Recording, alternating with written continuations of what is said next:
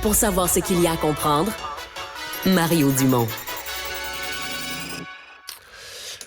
Amateur de jeux vidéo, il s'en fait maintenant des jeux québécois. Oui, on a des grands studios, mais il se fait des jeux québécois, mais entièrement québécois, où l'histoire se passe au Québec et où l'histoire se vit dans notre histoire nationale, dans l'histoire du Québec.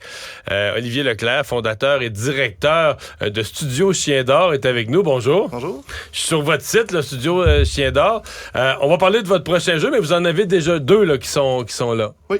Oui, il y a le Murmureur et la Vallée qui murmure. Le Murmureur, c'est le prélude de la Vallée qui murmure. Ouais. Approchez-vous un petit peu du micro. Comme et donc, c'est là, je pense, dans quelle époque, dans le Québec, de quel moment, là, historiquement? La Vallée qui murmure, ça prenait place à la fin du 19e siècle, dans un village fictif de Sainte-Monique-des-Monts.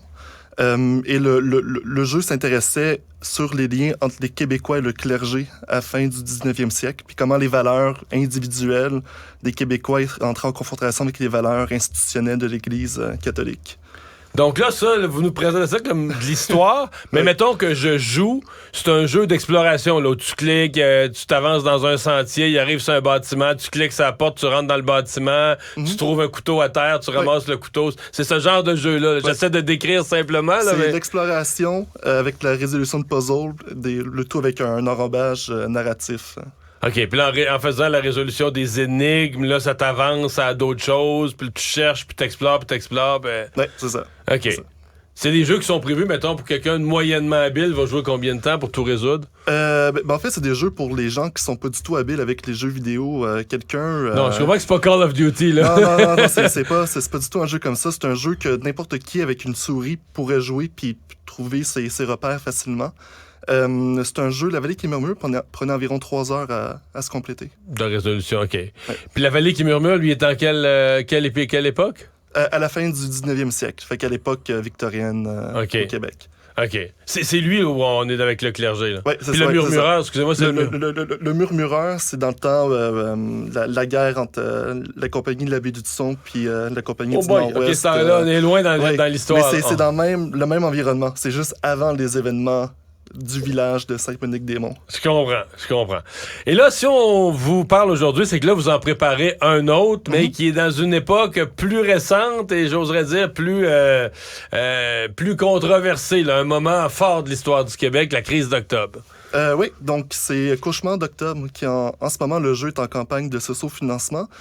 Cauchemar d'octobre, je m'intéresse comment est-ce que les Québécois moyens, donc là, je m'intéresse pas aux fétiches, aux policiers ou aux politiciens, je m'intéresse aux Québécois moyens, comment ils ont vécu la crise d'octobre, puis comment est-ce que la peur a été utilisée par le gouvernement fédéral comme un outil de répression. OK. Donc là, mais là, quand on joue, je veux dire, il y aura pas... on sera pas dans la crise d'octobre avec les personnages de la crise d'octobre. Là. On va être dans l'époque. C'est-à-dire que le jeu se passe... Mais on va revivre l'époque, je présume. Là. On va être dans cet environnement-là. Oui, ça se passe dans un village ouvrier, typiquement montréalais des années 70. Un quartier. Un quartier fictif. Fictif encore, oui. Mais qui est basé sur le Petit Laurier, qui est sur le plateau. Je comprends. Tout ça, il y a une touche, comme La Vallée qui murmure, il y a une touche d'horreur. C'est un jeu d'horreur. Moi, j'utilise l'horreur comme symbole, comme les symboles... Donc, un jeu d'énigmes, d'horreur historique, dans un environnement historique donné qui est un environnement réel québécois. Oui. Comment vous le décrivez, vous, quand vous le nommez, votre jeu, vous le décrivez comment? Un jeu d'horreur historique. C'est un genre assez répandu en cinéma, puis en littérature, puis même en jeu vidéo. Puis là, vous le faites en jeu vidéo. En jeu vidéo. Donc là, le jeu dont on parle, il est pas fait. Là. Il est dans votre tête, il est en production. Il est en début de production. Mais là, la raison pourquoi je fais une campagne de socio-financement, c'est pour financer les prochaines années de production. Parce que ça, mettons, le Murmureur, La Vallée qui murmure, ça vous a pris combien de temps? Parce que là, c'est beaucoup de programmation. Je comprends que c'est pas une grosse équipe, là. Ouais, mais c'est 3 ans que ça avait pris pour les 2 jeux précédents, les 2 ensemble. Puis ça va être Parce que là, c'est beaucoup de graphismes. Faut trouver les énigmes du jeu, les bâtir. Oui, puis il y a aussi beaucoup de recherches historiques. Là, je vais parler avec des témoins de la crise pour avoir leurs témoignages directement de leur bouche. Mais le côté de recherche historique est vraiment énorme dans ce genre de projet-là. En plus. Oui, donc, il y a vraiment 3 volets. Là. Il y a le graphisme, les dessins, les lieux, créer les lieux. Il y a les énigmes, puis la programmation. La programmation des énigmes. Puis après ça, il y a parce que vous voulez être juste sur le plan historique. Oui, le but, c'est d'être le plus fidèle possible. Je ne vais pas faire un documentaire non plus, mais le but, c'est d'intéresser les Québécois à notre histoire. Puis là, je m'intéresse surtout aux jeunes Québécois. Comme moi, je fais du jeu vidéo national québécois. Mon but, c'est d'amener le jeu vidéo au même niveau que notre littérature, que notre cinéma est en ce moment. Fait que c'est un moyen de valorisation culturelle. Puis c'est un excellent moyen parce que c'est très international, le jeu vidéo. Quand on sort un jeu, c'est mondial le jour 1.